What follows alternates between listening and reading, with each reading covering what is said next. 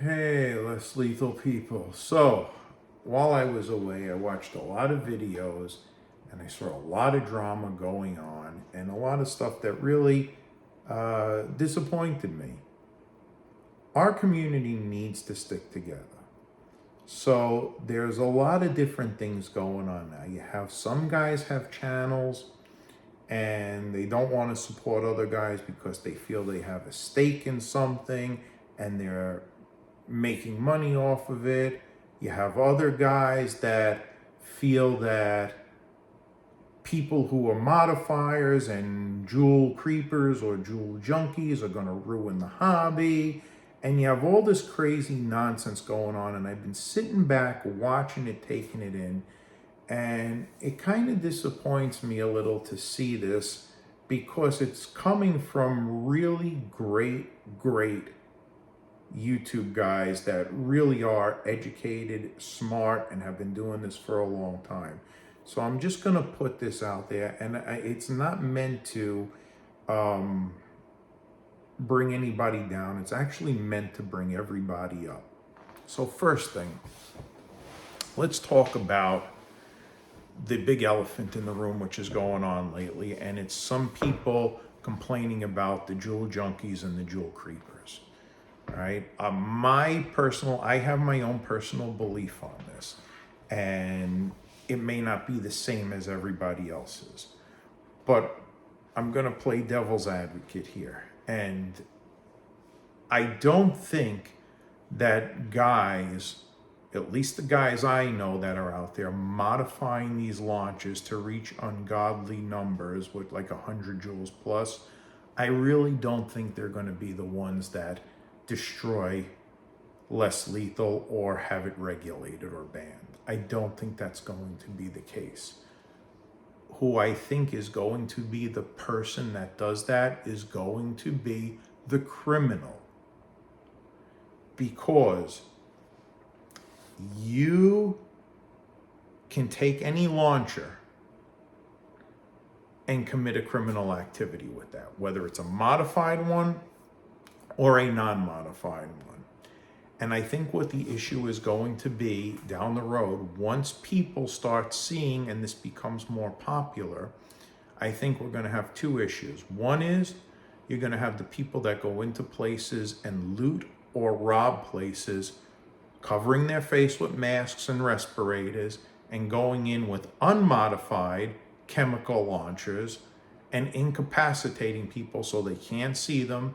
They get disoriented, they can't fight back, and they're going to rob them, whether it be a convenience store, a bank, whatever it may be, or even an individual person or a home invasion. Can I see that happening? Yes. Somebody ringing the doorbell, somebody opens the door, little old lady, whoever, pop, pop, pop, they're gassed out, person goes in, does what they got to do, boom, they're out.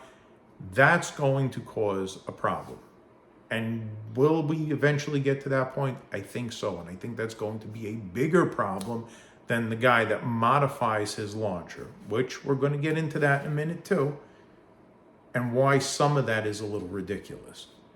The next, once these crazy, both left-wing and right-wing fanatics realize they could use these to fight back when they're doing their protests, hey, if cops are shooting tear gas at me and pepper OC, why don't I just get one and we could fire them back into the crowd at the law enforcement?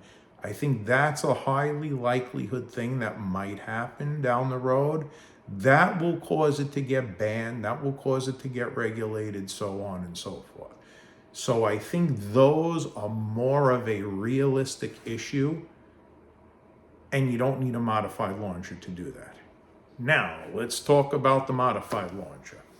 First of all, we all know in this field, part of modifying anything for extreme power, you have to put a longer barrel on it. Besides doing internal work, you need that in conjunction with a longer barrel.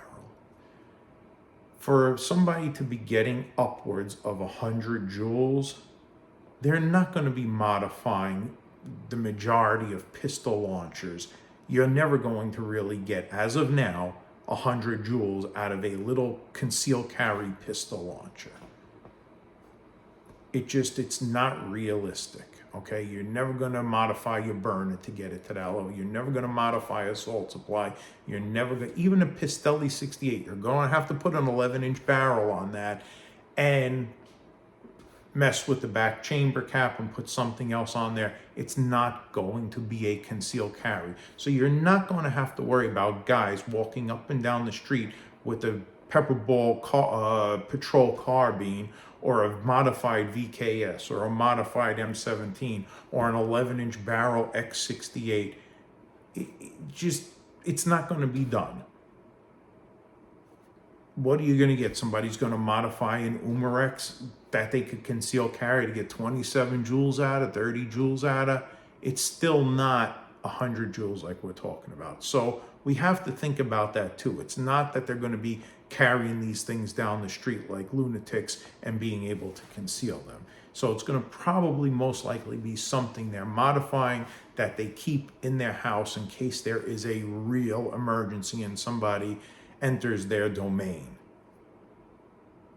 That being said, the ridiculousness of it, the opposite end is, if you have a launcher and you're looking to make it into a real firearm, it's not going to happen.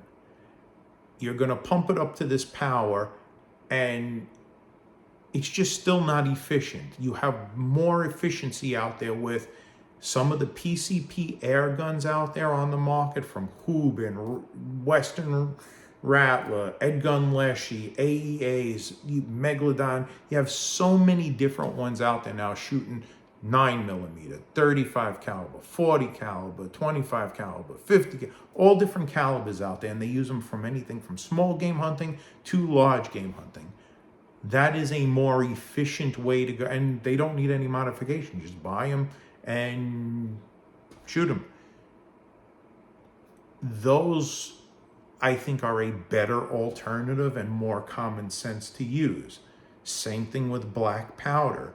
The modern black powder revolvers are made very well. They're not going to crack in half. They're not going to blow up on you. The new powders that they have for them are great. The percussion caps, the nipples that they make for them, the slick shot nipples that are out there.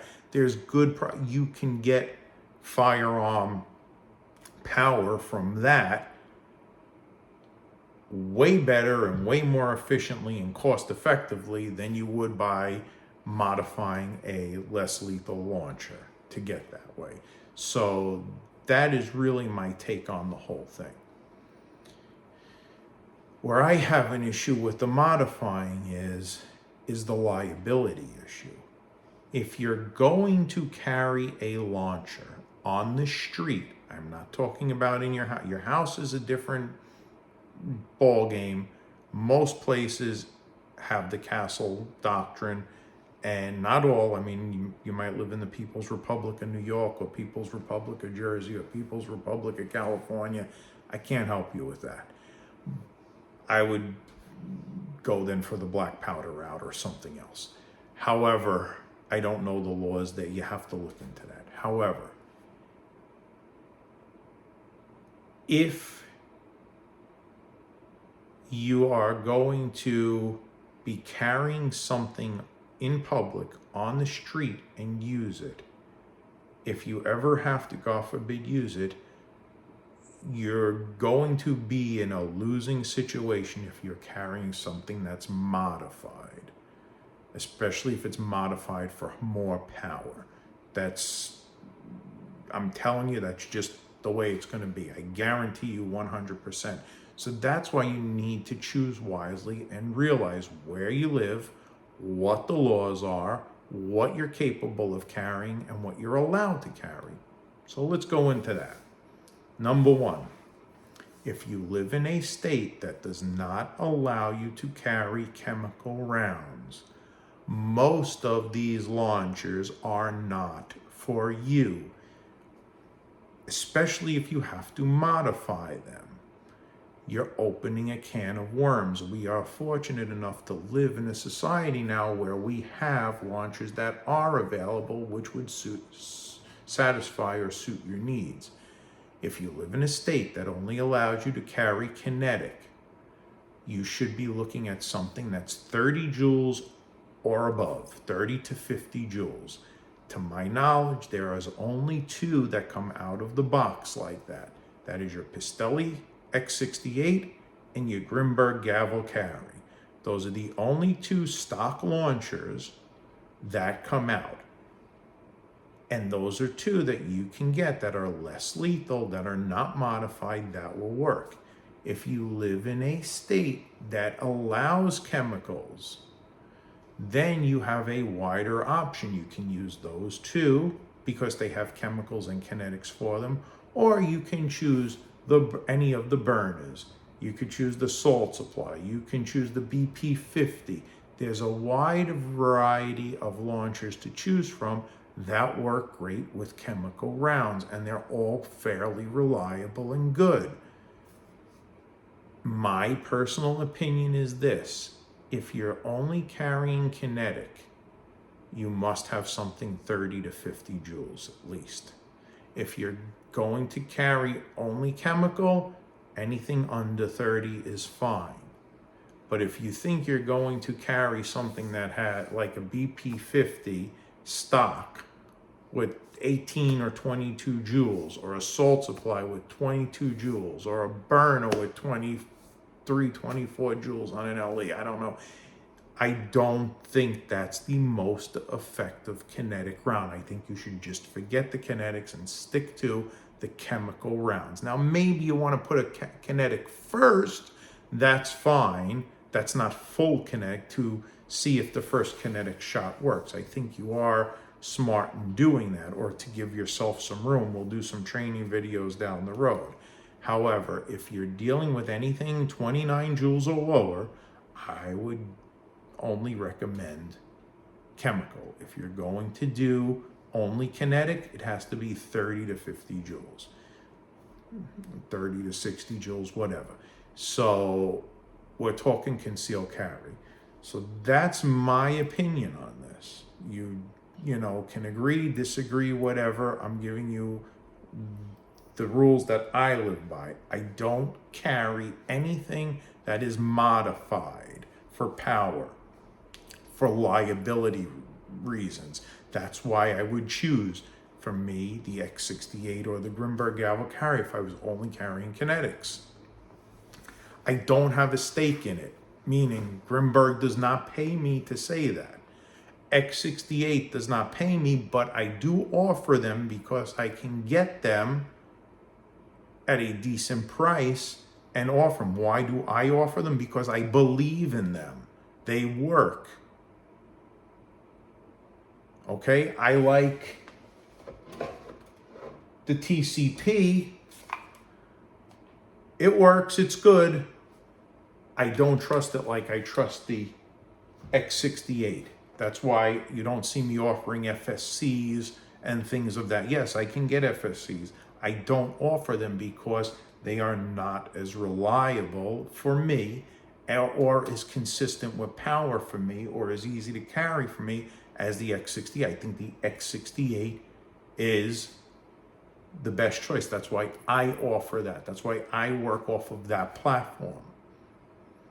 I also think the Grimberg Gavel Carry offers things those others can't offer. Same thing. Why do I make products for the burner? Burner doesn't pay me. Burner doesn't give me any money. I think their launcher is a great launcher for chemical rounds and for self-defense, and I make little things to add rounds to it that can help somebody out. But if that's a stake in the game, so be it. I'm only going to produce things for launchers that I feel are adequate. I was a little on the fence about the BP50 till I tried it out quite a bit. That's why now I'm producing followers for it, because I think that is a very good quality, reliable launcher. It's like a baby X68. It's a good launcher, but I think it's better for chemicals. I finally found some chemical rounds, and so did Scott Weaver, Air Gunner Reviews. Thanks to him, he tried another one out, he found, check his video out, he found the Umarex pepper balls to be quite effective, the new ones. So that is a very adequate chemical launcher. You have multiple guys out there today doing video YouTube channels, and I have to be honest with you, all of them are pretty darn good. All right, everybody is trying their hardest. You have some guys that don't cover products, they just cover the education of less lethal. Those guys are doing a great job. They have great channels. They're put heart and soul into it, and I learn from them, and so does everybody else. Then you have other guys out there that do sell launchers, do sell stuff, but you know what? They are doing it for a livelihood, but they're also doing it for the passion of the hobby. They're not going to sell something they don't believe in. I know the guys out there that are selling. I know them. I've talked to them on a personal level. I've been with them before. They are selling things they believe in that work. And there is a launcher for everybody out there. Some guys may not want the X68 at 50 joules. Some guys may want the salt supply at 20 joules. It works. It's a good launcher. And that's why it's being promoted, because it is good. Most all of the launchers out there will work if you practice right with them and you shoot the proper projectile. We're so focused on the launcher, we forget the projectile. The projectile is just as important as the reliable launcher. You need one with good dispersal. You need one that has the proper chemicals in it that are strong enough. And that's what we do. We test these things to make sure they work. I can tell you, I tested the riotballs.com. So did Scott Weaver. You got two guys out there. One of them, yes, I have a stake because I do. He does not. He's a full educational guy. And you know what? We both told you the same thing. Those riot balls, pepper balls, they don't do they're not going to protect you. They're not going to do what they're supposed to do. But we found ones that did. I found one, he found one, and now we get that out to you guys, so you guys don't have to throw money away and don't have to put something in your launcher that you don't really know whether it works or it doesn't work. I mean, if that's having a stake in the game, then hey, I'm glad I have a stake in the game. Every person out there right now that I know of doing a YouTube channel is doing a good job. Even if you don't like the person or their bedside manner, or maybe they're a little gruff or not pleasant to deal with, they're still doing some good educational stuff, making really good products, and trying to do something better for this hobby. So I think we need to stop focusing on all the negativity and start focusing more on the positive attributes that these channels are bringing to the table, because I know I learn from everybody. I'll be a student for the rest of my life, and I'm glad I'll be a student for the rest of my life. And I've met some wonderful people in this hobby, and I think we all need to stick together with it. I could go into depth more on it, but you know, I could talk about every person out there and their YouTube channel, and I could give kudos to them and to their products that they're making. Even if maybe I didn't get along with that person on a personal level, I still think they have very expensive machinery, and they need to make that money back for the price, and they're trying hard. And most people stand by their products. Everybody I've dealt with out there has pretty much stood by their product.